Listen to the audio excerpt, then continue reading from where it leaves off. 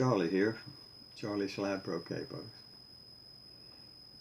I know there's a lot of you out there that have these capos. I'm fixing to go over 800 on sales.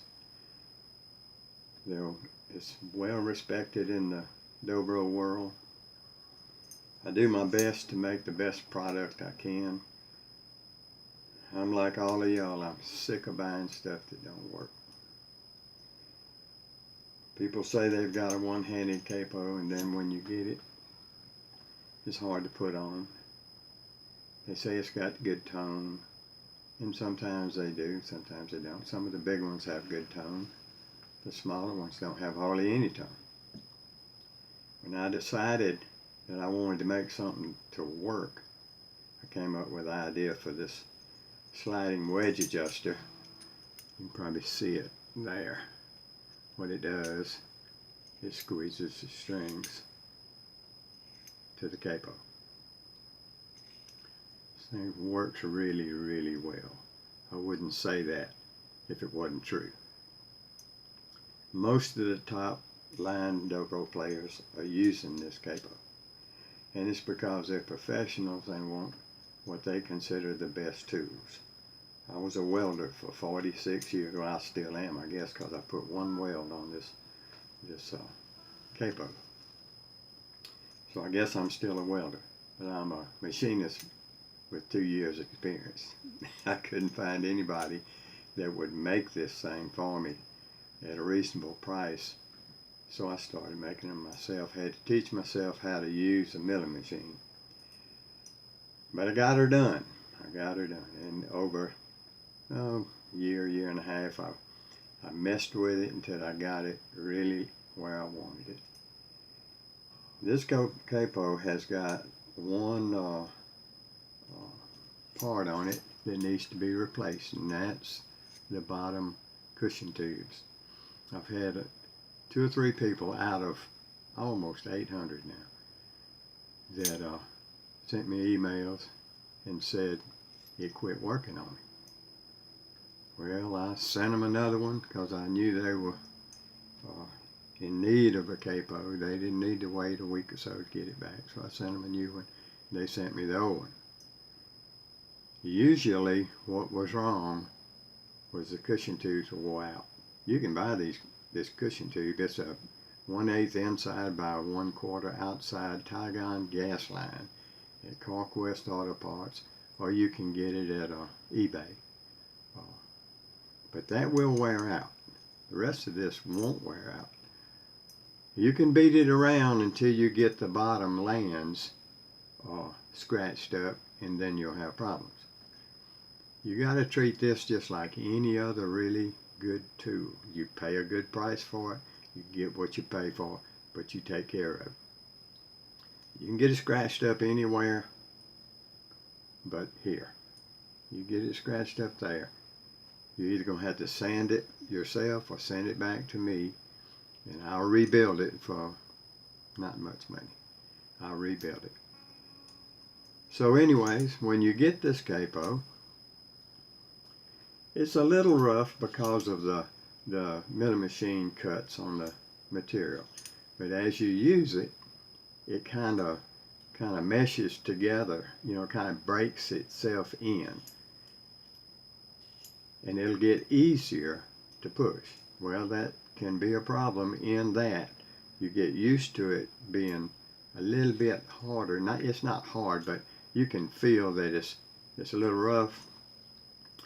But as it starts wearing in, it gets easier, and people make the mistake of pushing it in just as snug as they did to start with. And what will happen, it'll cause the small strings to start going sharp on you because you don't realize you're pushing it in too tight. So what you want to do, every now and then you want to put that thing on. Well, I got one already on there, but you want to put it on the dobro and set it on your right behind your fret and check it with your tuner.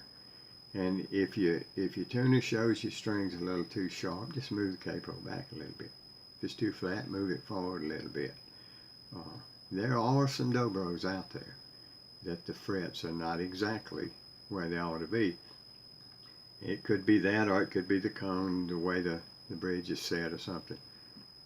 But some dobros, when you line that capo or any capo up right with a fret, it could be off a little bit. So you have to compensate. You have to use your common sense and set it where you want it.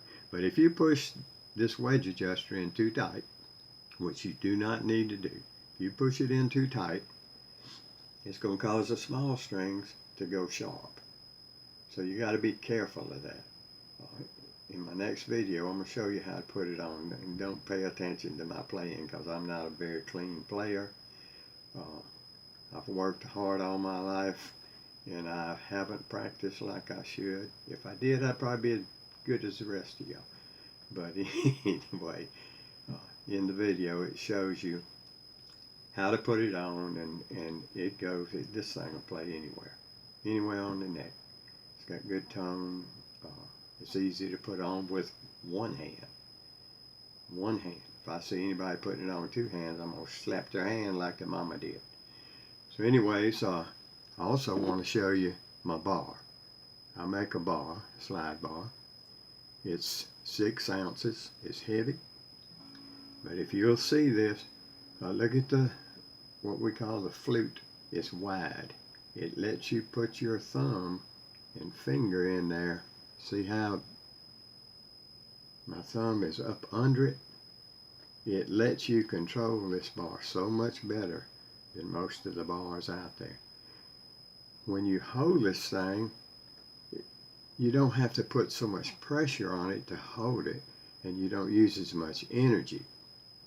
So even though it's heavy, using less energy to hold it causes you not to get wore out by the weight. So I'd encourage anybody, if they'd like to try one. All of my products are guaranteed 100%. If I send you a capo and you don't like it, you send it back. I'll give you your money back. If I send you one of these bars and you don't like it, send it back. I'll give you your money back. No problem. You don't have any problems with me of losing money. But anyways, this thing is 2 7/8 inches long. It's about 1 inch high. It's made out of 1 1/8" 303 stainless steel. And it really has got a great tone because of the weight of it. Just like the capo. Capo's got, it weighs 5 ounces. That's where you get your tone. If you got a good bottom on it, where it doesn't have any scratches, anything like that on it, the same with the capo, you're going to get tone like you wouldn't believe. Professional wants the best tools. And I'm not saying this because I make this stuff, but my customers tell me that they're the best products they've ever bought for their music profession as far as accessories. So anyways, I just wanted to show y'all a few things. But just remember, protect your stuff. I send them in plastic tubes. Keep them in the tubes so you don't scratch the bottom of the capo or the bar. Just take care of it and it'll last you a long time. If you ever have a problem, just call me. You can send this bar back and I'll repolish the bottom for you. It won't cost you much money. I haven't decided what I'd charge yet, but it won't be much. And $15, $20 maybe. The capo's the same thing. I can sand them down and make them look brand new and re-etch them and everything. So anyways, that's all I wanted to tell you. Y'all have a good day. Thank you.